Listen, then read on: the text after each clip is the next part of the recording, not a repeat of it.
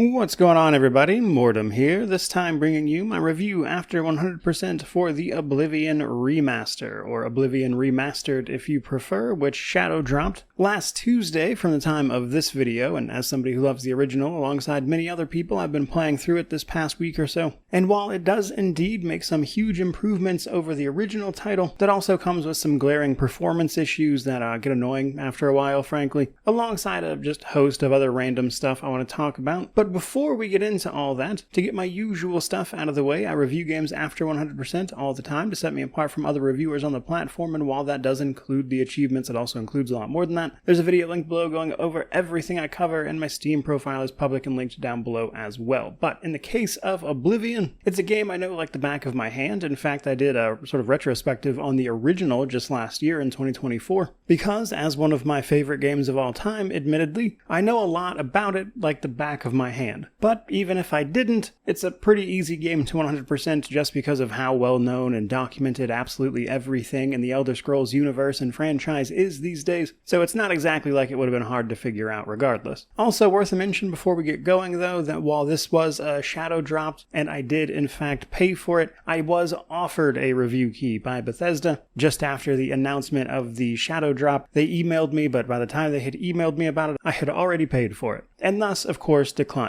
Moving on to the game itself and the sort of approach this review is going to take though, a couple of things to mention. One, I'm going to try to avoid spoilers. It is not unreasonable, I think, to assume that some people will be playing this game for the first time with this remaster, and I would rather not spoil the best parts of it for them, though I will give a few brief mentions and thoughts on certain things over the course of this review. What's more though, because of the remastered nature of this game, alongside the fact that I did that retrospective just last year, I am primarily going to be focused on what is new here. If you want my thoughts, and in-depth thoughts I might add, on the original version, as well as some explainers of how the systems worked there, that video exists in full. And I don't really feel the need to rehash it almost in its entirety here, but nonetheless, still plenty of things to go over, as this is a pretty sweeping remaster. In fact, if it wasn't for one specific thing, the game utilizing the bulk of the original files from the original game, I would say it's more of a remake, honestly. And yet, no matter how you want to slice it, or which side of that debate you want to come down on, it's, I think, very apparent very quickly that while there are some problems, and we'll get into those, Oblivion Remastered does something remarkable in that it manages to retain what made Oblivion Oblivion, which are just these sort of awkward, ridiculous moments caused by both the game's Radiant AI systems, alongside just the nature of what Oblivion was and how it was developed. The feeling of that is still there, and this game, as a result of that, just feels like the original game, but simultaneously looking much better and playing much better, thanks to some very, very needed changes to things like the leveling system and the like, which would have been a given. Now that said, again, still a couple minor quibbles here and there. I mentioned performance already, but they also changed a couple of small things that I think are kind of annoying, like they made some weird changes to how the local map works,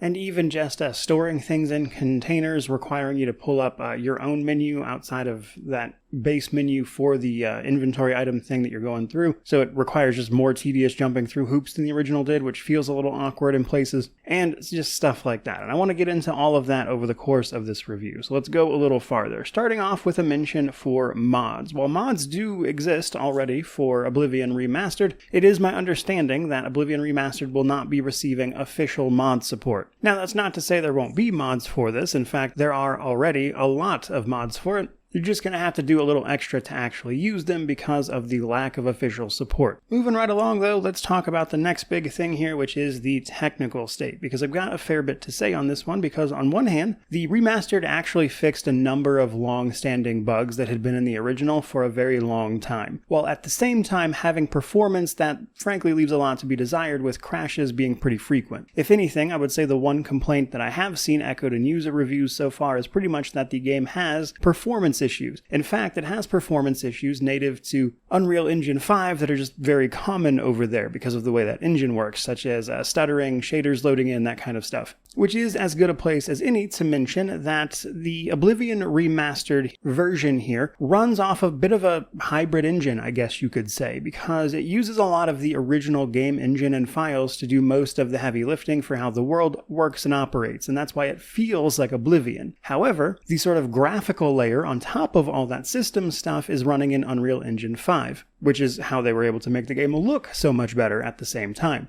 And unsurprisingly then, this game, as I mentioned, fixed a lot of major bugs that had been there, but also introduced a lot of more small ones, I would say. Now, some of these are more prominent, like crafting potions too fast via the alchemy menu can actually crash the game currently. And then there's smaller stuff that's not, hugely impactful to the gameplay necessarily. Like the Knights of Order in the Shivering Isles DLC have hair for some reason when they clearly should not. It's also possible for certain visual effects triggered by either situations where you find yourself, say, underwater and there's like water effects associated with your character around you, or magical effects that cause some sort of display on you. Those can get stuck sometimes and just hang out a lot longer than they're supposed to. So that's worth knowing, I suppose. Now, some of the stuff that was long-standing that they fixed, on the other hand, was, for instance, one of the things I tested immediately was there is a sequence in the town of Breville with the Mages Guild where one of the members there gives you 2 different quests at the same time, and with a certain sequence of events you could very likely actually bug one of them out. That was fixed as an example. They also fixed a number of issues with items. For instance, the Mace of Molag Bal that you get from completing Molag Bal's Daedric quest had an effect that was essentially useless because the number of seconds it was actually supposed to last was listed as 0, so it never actually went into effect. That was corrected to 10 seconds like it's supposed to be. So putting all of that together, on one hand, they fixed a lot of stuff, on the other hand, they introduced some problems, and that's to say nothing of the crashes, which are frequent enough to be annoying for sure. I crashed probably a dozen times. So it could be better, but it could certainly be worse as well. Now, next up, we're actually going to talk about difficulty a little bit, which kind of then leans into some of the changes made that were sweeping. But very generally speaking, most people are probably going to play on Adept or Normal because that's what the game is set to by default. But Oblivion has a sort of long history with level scaling, both for the enemies, worlds, items,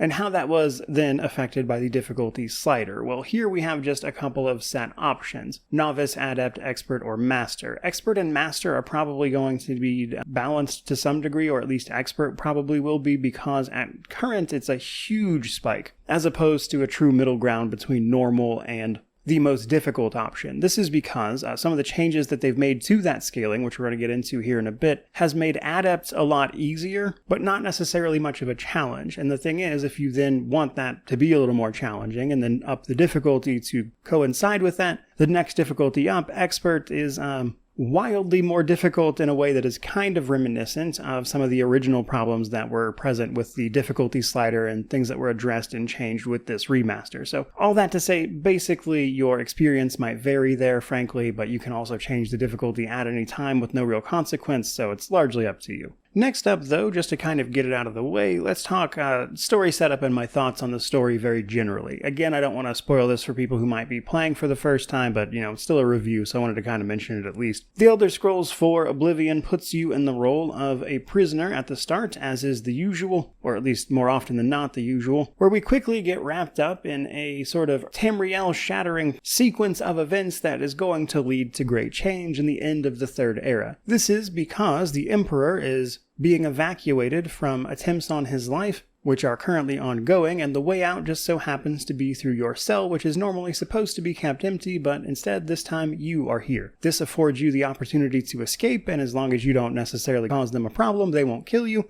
because the Emperor has told them not to, because he recognizes you from a dream. Ultimately, though, the Emperor is in fact assassinated, and just before he dies gives you the task of tracking down his prior captain, Joffrey, who can then find his son, illegitimate son that is, Martin, who could potentially take the throne as his only living heir. And much of the story then revolves around chasing those leads down while exploring a lot of the Elder Scrolls lore. But as I mentioned in my retrospective review of this, the story for Oblivion is mostly fine. It has its cool moments like the Siege of Kvatch, exploring Mankar Cameron's paradise, and of course the final scene. But other parts of it feel underwhelming, especially for its time, that did not really get a revamp either. That is to say, visually to make them more interesting. On one hand of this situation, the main quest of Oblivion largely serves as a sort of springboard to push you into other areas of the game, such as finding the shrines for the Daedric princes to undergo their quests for special artifacts, learning about the elaborate network of spies with the Mythic Dawn who can randomly attack you. In a certain point in the story, you'll find that there are in fact Mythic Dawn spies in each of the cities, and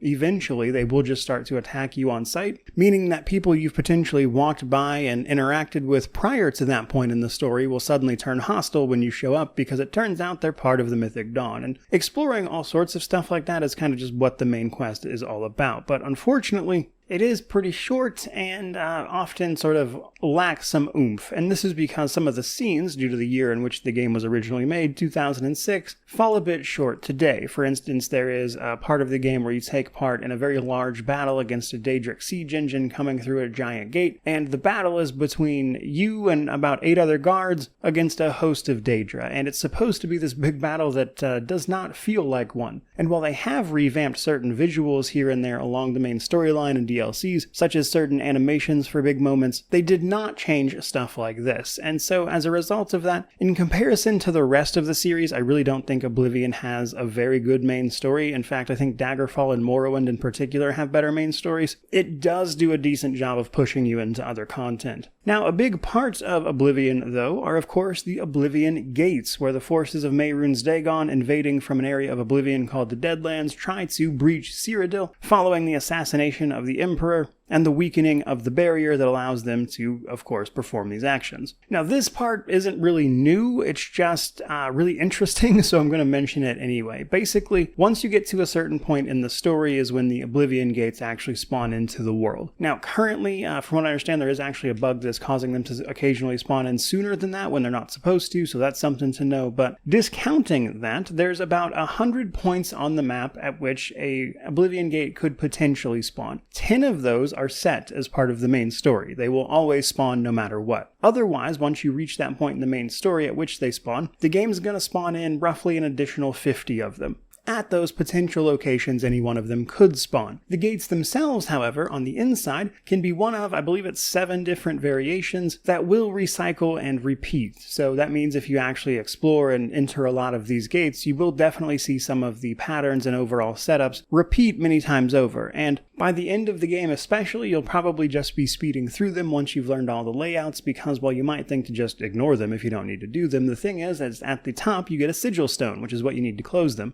And that sigil stone will actually potentially, at the max item level, give you the best enchantments you're going to get, as opposed to making enchanted stuff yourself. More than anything though, visually I love what they did with these gates. These were always a really cool part of the game, of course, but now they look incredible. And seeing them sort of contrasted against the countryside or in particular story moments, they really did just a great job of bringing these to life, and that's why I wanted to take a moment to talk about them. Moving right along, however, let's then talk character creation. So, on one hand, it's largely the same, while on the other, being visually overhauled, of course, things look much, much better. Khajiit, Argonians, especially orcs, all look really, really good here, especially compared to the blobs that the original game had. So the original game was known for some pretty messed up looking people because of the way their textures and everything worked. But one thing the character creator of the original was also known for was creating some really horrific looking people, and happy to say you can still do that here. In fact, I've seen a lot of people sharing what unfortunate creations they've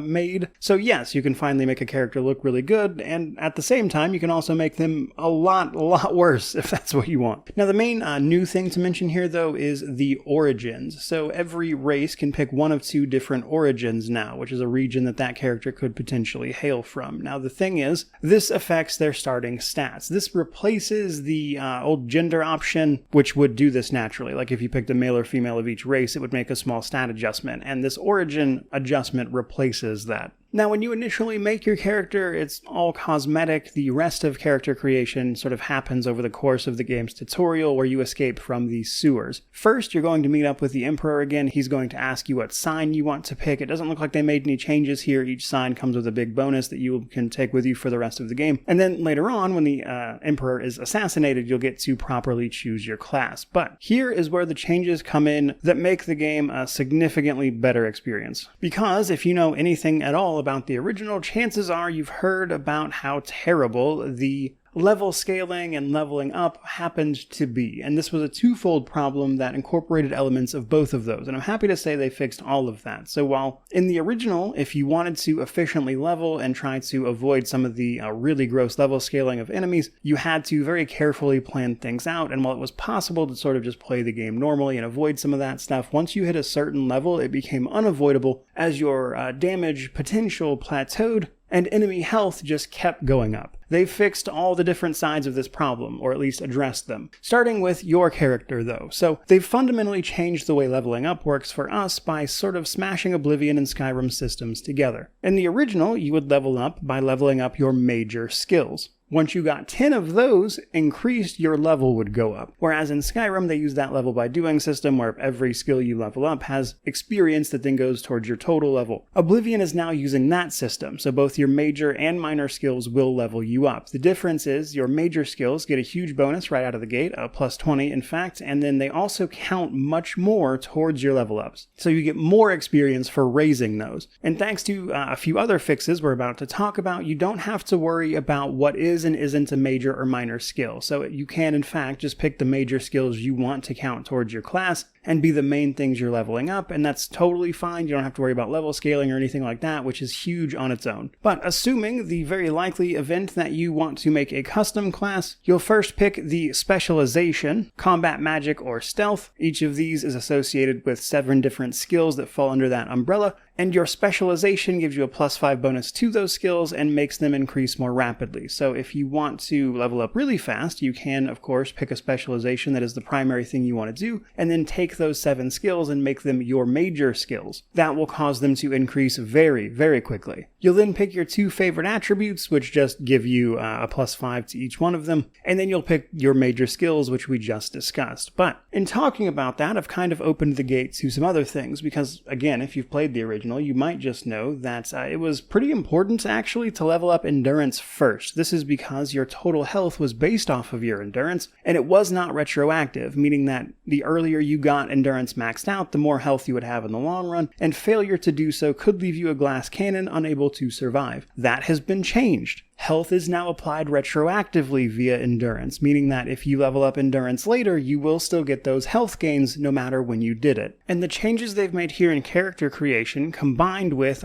capping leveled enemies, which we'll talk about here in a bit, or drastically reducing their health and damage even, has largely addressed the most egregious problems this game had. Systems that were actually pretty broken, as a matter of fact. Now, I'm going to explain this a little further by talking about some of the other important changes. As your character levels up now, when you go to rest, you get your level up screen like normal, but what they've changed here is that previously your bonuses to attributes were determined by the skills you had leveled up for that level, meaning that each skill has an associated attribute, and the more you leveled up a skill, the associated attribute could get a bigger bonus up to a plus 5. The issue with that is that enemies would outpace you. They would level up faster if you weren't doing it efficiently, so they could quite literally grow stronger relative to you, and leveled enemies could again have potentially unlimited health with no cap. Here, though, instead, we simply get 12 virtues, as the game calls them. We can disperse these however we would like to, with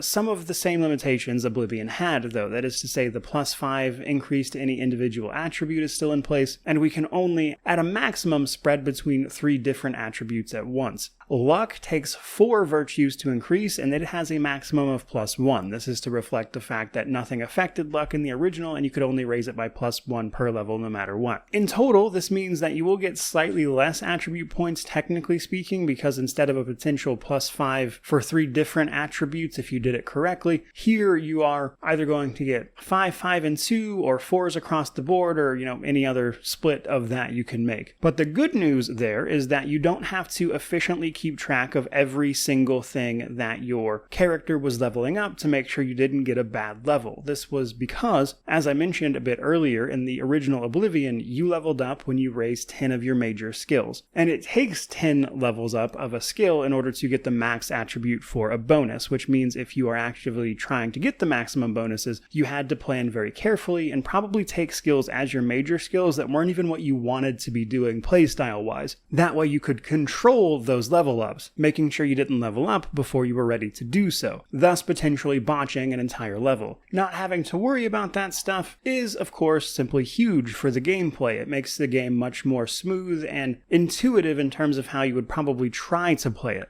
And yet, that's not all. Just some other changes here that we're going to take a moment to talk about. They've actually changed how some of these skills gain experience. For instance, Mercantile is now determined by the price of the items you have sold, meaning the more money you get for an item, the more mercantile experience you get as a result. That was compared to a flat rate per item in the original, which means mercantile was very hard to level. Here it's actually pretty easy. If you're playing normally, you'll probably max it out by accident, if you're making any attempt at all to sell your loot. They've also changed the athletics experience because they added a sprint to the game, which will allow you to sprint, obviously, but they also changed the athletics skill to incorporate sprinting. A similar change was made for all of your various magic skills. The more difficult it is to cast based on how much magicka it costs to cast means that casting expensive spells give you more experience. Now, to sort of cap this out, the biggest other change they made to leveling is that they overhauled a lot of the perks. So Oblivion does technically have a perk system, just not the way Skyrim's works. So every time you get a skill to 25, 50, 75, and 100, you unlock the correlating perk for that level. They changed and adjusted a lot of these. Some are pretty obvious. They reworked all of the athletics perks to incorporate sprinting, basically. They also changed a lot of the weapon perks to make them more useful, frankly. For instance, Blade at the Journeyman or 50 level allows you to apply weakness to just normal weapons when you hit an enemy. That means when you hit them with a power attack, it applies that weakness, meaning that you'll deal more damage to them in a short period of time, which is also a good way to fight your way through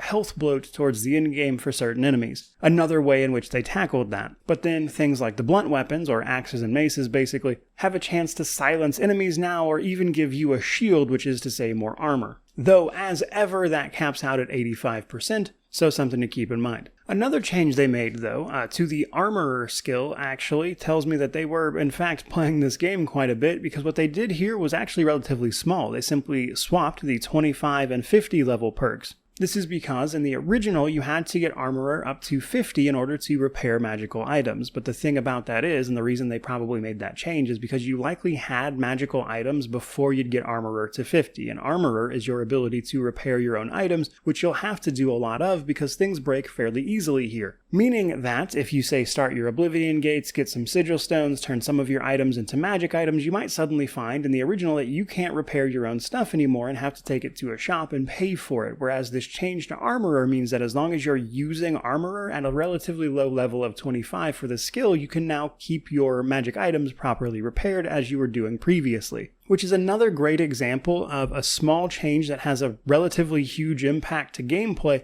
to fix something that would have been really annoying, and was annoying as a matter of fact. So simply put, they changed a lot of the perk system, and by and large, I'm a really big fan of those changes. I think they did a good job with them. But that does bring us to the sort of gameplay and world section here, where there are some major things I want to talk about, because they also, in addition to simply making the world look better, made a lot of changes to actual gameplay at the same time. But the first thing I want to talk about is, again, probably the largest change, which is the actual level scaling. So outside of the character creation, the leveling up stuff that we've already talked about, the other thing the original game did that made those problems, which were honestly not that different from Morrowind's, much more of an issue, is the way the level scaling of the actual world worked. That is to say, enemies and items level with you, both in terms of what drops, but also unique items, the higher level you are, have better and better effects. Some of that is still here, but the worst of it has been addressed. So if you just don't generally like level scaling, it is still in fact here, but it is better overall. So the problem the original game really had, perhaps the biggest, was that some enemies are what are called leveled enemies. A lot of enemies like rats and stuff, they have a maximum level and a maximum health pool that they will ever be. This ensures things like rats are always pretty easy to kill. However, some enemies, like goblin warlords for example, or Minotaur lords, etc., are what are known as leveled enemies. They are always of a level based on a relativity to your character level. And that was fine up until a point, specifically level 26. Once you got above level 26 in the original game, while damage had pretty well been maintained, and if you were playing the game properly, you yourself would likely be very, very hard to kill, especially on normal, given just the sheer amount of damage reduction you would have. But the catch is, above level 26, despite the damage pretty well maxing out thanks to the way the calculations and stuff are made with weapons and their attributes, enemies would just keep gaining health every level, which meant you were dealing as much damage as you were likely ever going to be able to do, and yet if you kept leveling to max out skills and stuff, enemies would only ever gain more health, making them just these gigantic tanks. You don't have to worry about that in the remastered version because their health has been drastically reduced. It does look like it still keeps scaling with you up until a point, but not nearly as much. Enemies have vastly reduced health, and it looks like a little bit of damage as well, at least on Adept, before it starts going crazy on Expert and Master, where they increase it by a multiplier, I believe. So simply put, those changes alongside the changes they made to character creation, the way leveling up works, means that you don't find yourself in a situation where enemies would not only potentially outgrow your character for much of the game, then at the end of the game gain infinite amounts of health. They instead maintain a much more manageable approach throughout the game, allowing you, the hero or the protagonist, to play the game the way you actually want to play the game instead of having to jump through a bunch of hoops to efficiently level and sort of sidestep that system altogether. Meaning that if you want to play a warrior, you don't have to take a bunch of non-warrior related skills in order to control your level ups to get the maximum bonuses, which were ironically not something you could do with the base warrior class as an example. So hopefully, if you can tell from all of those words, it's simply better overall. In fact, I would say it fixes the most egregious of Oblivion's problems.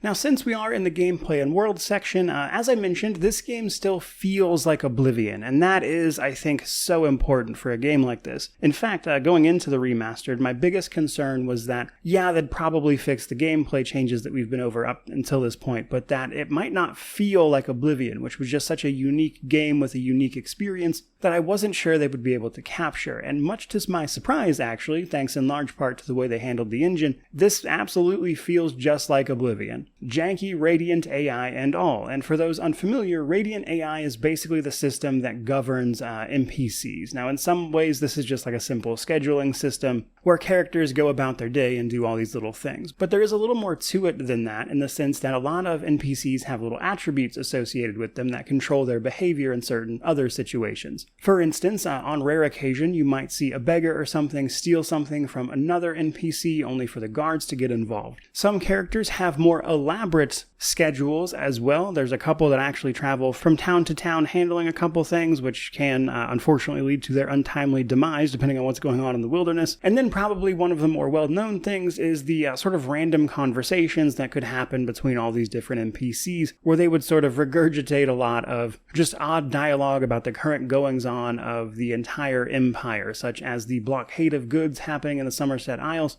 Except the thing is, all of that dialogue could be just incredibly weird and awkward. I didn't see it happen in the remaster anywhere, but in the original it actually wasn't impossible for you to see an NPC try to have a conversation with another NPC who was just dead due to whatever weirdness went on in the world. So you'll see one of these one-sided Radiant AI conversations happening between a corpse and another NPC, which was funny. Another thing they actually did address, though, is that thanks to this system causing all these NPCs to bump into each other and interact and whatnot, and the fact that the original game had a relatively limited number of voice actors, it was very possible to hear two NPCs with the same voice actor have some of these weird interactions, which was always kind of funny. Now, on the voice acting side of things, they did actually increase the voice acting pool for Oblivion, which they did very, very carefully. You see, they kept all the iconic voice lines. All the big characters sound exactly the way they did because they basically just remastered the audio and reused it. Whereas for regular, more normal citizenry, NPCs who,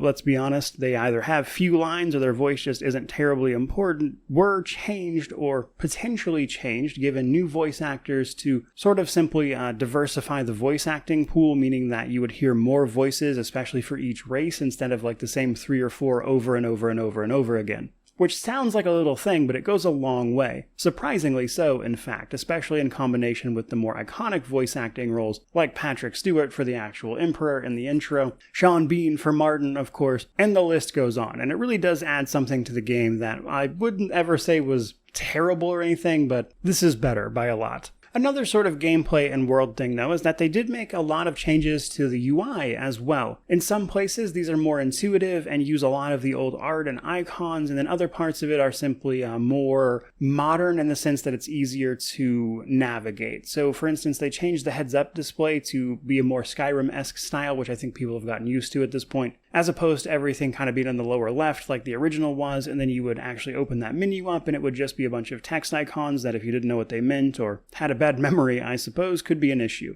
Whereas here, everything's sort of clearly labeled, and outside of a few little annoyances, mostly feels better, I would say. But speaking of UI elements, then we have the sort of mini-games, the notorious persuasion minigame, the lockpicking minigame, and they felt it was important to keep these the same, which means outside of some visual improvements, there really isn't much difference. On the speech minigame side of things, they now actually have a little bit of color coding once you've gone around it for the first time to tell what the person you're talking to likes or dislikes, as this minigame is sort of meant to be comparable to talking somebody up with various approaches to just small talk. It was always a little weird, and it's certainly weird here, but allows you to raise their disposition to get information out of them, as is necessary for certain quests. Outside of just, of course, bribing them if all else fails. Lockpicking is lockpicking, but thanks to the early availability of the skeleton key via the Nocturnal Daedric quest, you don't have to engage with it if you don't want to. And then probably last but not least, before we move on, let's talk a little bit about item scaling now. So technically, items are also scaled to the player. Some of this is obvious stuff. You don't find the best tiers of weapons until you are about level 20 plus, when you'll start seeing things like Daedric drop off of enemies, alongside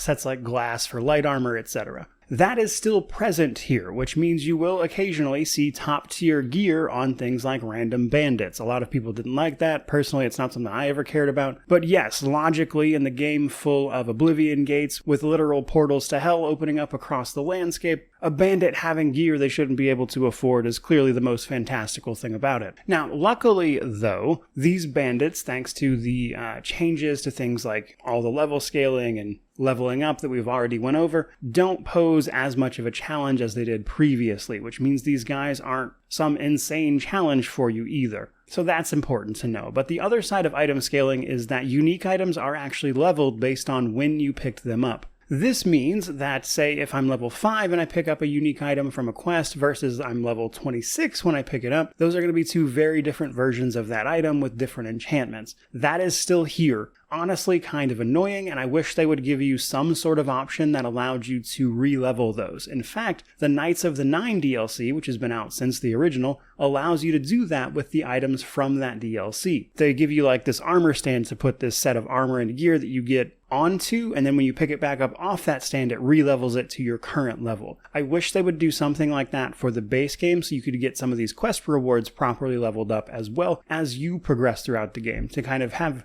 both worlds in there, where you don't get some insanely strong item at level 1 if you know what quest to do, but also you don't want to wait to do certain quests because the item's going to suck if you don't. A good example here is a quest in the City of Coral, actually. A little quest chain involving two twin brothers who had lost each other only to re-find each other, and you can get involved in their history and who their father was. At the end of it, one of the potential rewards is a shield. That shield is insane if you wait until the level 26 plus range to go get it. If you get it before then, it's of much less value. So that system is still present, and yeah, that one kind of sucks. Now, worth a mention that in all of those scenarios, both the items and the enemies kind of hit their maximums at around level 19 for most stuff, and then some of it scales a little farther up to 26. But once you hit that point, which is pretty easy to do given the new leveling system actually, you'll be seeing the best gear, the highest tier enemies, and be getting the best rewards. So at that point, there actually still isn't much of a reason to level past it if you don't want to, but unlike pretty much needing to stop there in the original, you don't have to worry about going past that because leveled enemies won't turn into unkillable gods among men.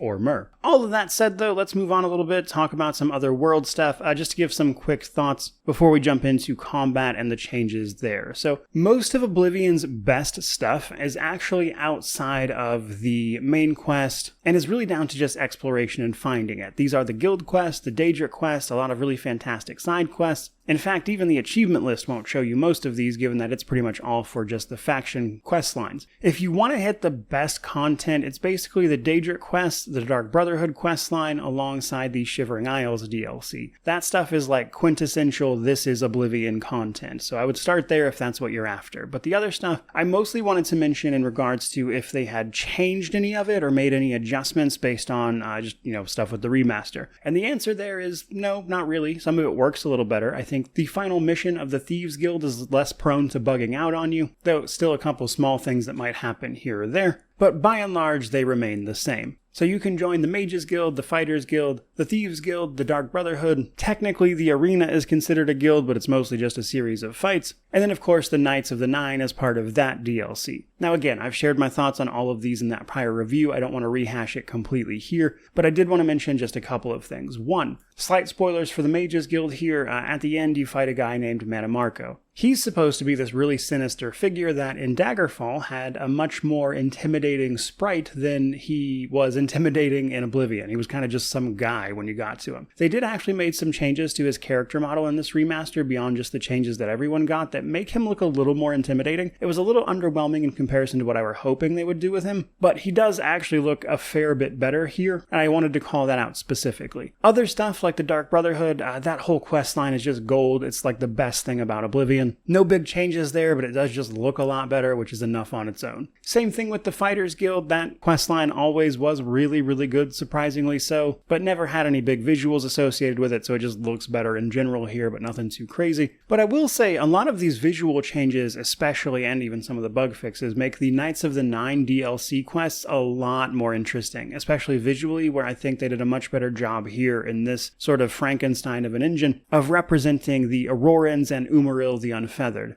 They have a much cooler model there, so that's something to know. Now, before we move on to combat, a little bit about Daedric quests. We're not going to go over every one or anything, but just a couple of notes. So, in Oblivion, Daedric quests are sort of, if you haven't already found them, introduced via the main quest. Essentially, they all take place at shrines in Oblivion. Outside of Mehrunes Dagon, who acts as the antagonist and technically has a small DLC quest you can do to get the Mehrunes Razor, the other 15 princes have a shrine you have to go to. Some of these you can just interact with normally, others require an offering in order to get them to talk to you, and some even have level requirements. The content of some of these quests is pretty good, others not so much, but given the Daedric artifacts as a reward, plus the content of the quests being a little more interesting than usual, Molag Balls has always been a favorite of mine. Sanguines is really funny, where you turn a noble ball into a suddenly everyone's only in their underwear style party via a spell, was always pretty funny. But the last one you'll always wind up doing is Hermaeus Mora's, because the sort of offering you need to go do his is simply doing all of the other Daedric quests. Now, I wanted to mention his specifically because I actually ran into a bug here that I'd never experienced before, where his quest just stopped working. You're supposed to gather from a bunch of different races, and it just wouldn't let me do that here for some reason, so I thought that was worth a mention. So, in terms of how you acquire these quests, I actually think Skyrim does this best, but nonetheless, Oblivion has cool Daedric quests like every other Elder Scrolls game for the most part, and that certainly always bears a mention. Next up, though, let's finally talk about combat. Again, focusing primarily on the changes, but in fairness, they also didn't make a small amount of changes here. For starters,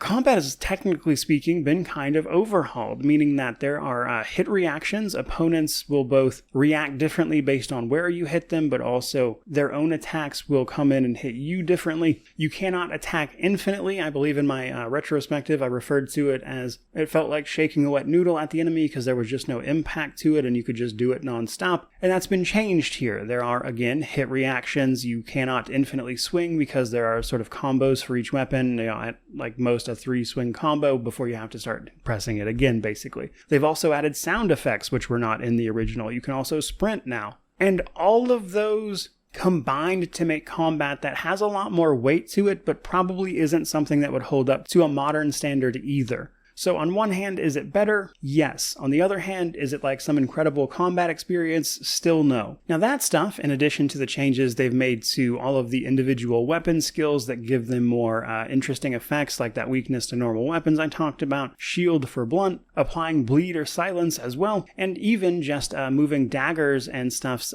damage calculation to the agility attribute rather than strength has done a fair bit to mix up this overall. And yet we still have more changes. While I'm not a big range person in Oblivion or a two-handed person because of my experiences with the original, they've made changes there. So bows and two-handed weapons in the original game were bad. Honestly, two-handed weapons still are here, but the reason for that is largely that bows in the original had a really slow projectile speed, which means the arrows were just straight up slow. They also tended to not deal as much damage as their counterparts in melee, and they were just a little more annoying as well. So in general, they've made being an archer a more viable strategy here and made that more satisfying to roleplay as, which means the stealth archer is alive and well in Oblivion Remastered. Now another thing they did is mostly decoupled your fatigue from the damage calculation. So in the original Oblivion, you have your health obviously, but then your fatigue, your stamina. A lot of your melee damage was determined by how much fatigue you had, or your stamina, when you made the swing. In fact, that was huge for unarmed damage. That has been changed here. It really doesn't affect your overall damage much until it gets really low. Basically, unless you're running on empty, you're not going to notice a change in your damage as a result of your stamina. On top of all that, they added a new dodge ability to one of the skills. Acrobatics, I think. Another thing that sort of adds to combat is that there's a sort of inertia system to your overall player movement now, meaning that you'll sort of speed up and slow down as you move and sprint and everything, and this is especially noticeable when you're doing things like walking up a hill where the sort of incline will slow your movement. And it's something you might have to account for in various situations, but all of those changes together collectively do make combat feel a lot better than it did in the original, even if it still isn't like some masterpiece or anything. Now, the rest of combat really, though, which has always been the case for Oblivion, comes down to how much you're willing to engage with its systems, because things like the Spellmaker for all of your Mages Guild or the Frostcrag Spire still exists, meaning you can create your own custom spells that have all sorts of effects. You can also do all sorts of things like reflect incoming damage back at enemies, which is especially helpful for larger enemies or large groups of them. There's also a much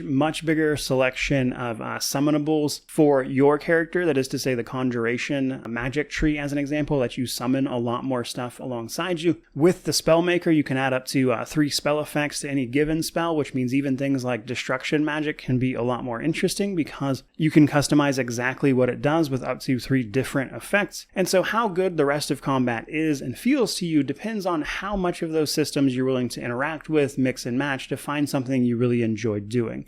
All while maintaining the more standard approaches. You know, your heavily armored warrior, your mage, your light armored guy. If anything, you're probably going to become a sort of jack of all trades in a lot of cases because of how much the game rewards doing so. Because as in Skyrim, where you have to, say, equip magic to a hand, in Oblivion here, magic is a specific sort of slot that you just activate. Meaning that you can use magic in addition to having, say, a sword and shield equipped or something, which gives you even more options for mixing and matching all of that stuff, which again is going to determine enjoyment, I would say. So, long story short though, significant improvements over the original. But that does bring us a little bit to the DLC, Knights of the Nine and Shivering Isles primarily, and then a whole host of other smaller DLCs. So if you've never played the original, you might not realize that Oblivion got a lot of DLC actually. Most of it was just smaller in the form of big player houses, extra quests, things like that. But its 2 big DLC packs are Knights of the Nine and Shivering Isles. Knights of the Nine is pretty good. It puts you in the role of Pelennor Whitestrake crusading for some items on a holy quest to take out Umaril the Unfeathered for good this time. It does require you to play as a goody two-shoes, quite literally, because you cannot complete the quest if you do anything untoward, as they force you to go perform a pilgrimage if you do so. But I will say that for whatever reason, maybe just nostalgia, I had a lot more fun with Knights of the Nine this time around than I had previously. But really the big showpiece is the Shivering Isles. Now, I only bring this up just to mention that while there isn't anything new here outside of it just looking fantastic, and in a place like the Shivering Isles, I think that goes a long way. They even even changed some of the animations for big story moments here to look a little better. Really, the big thing is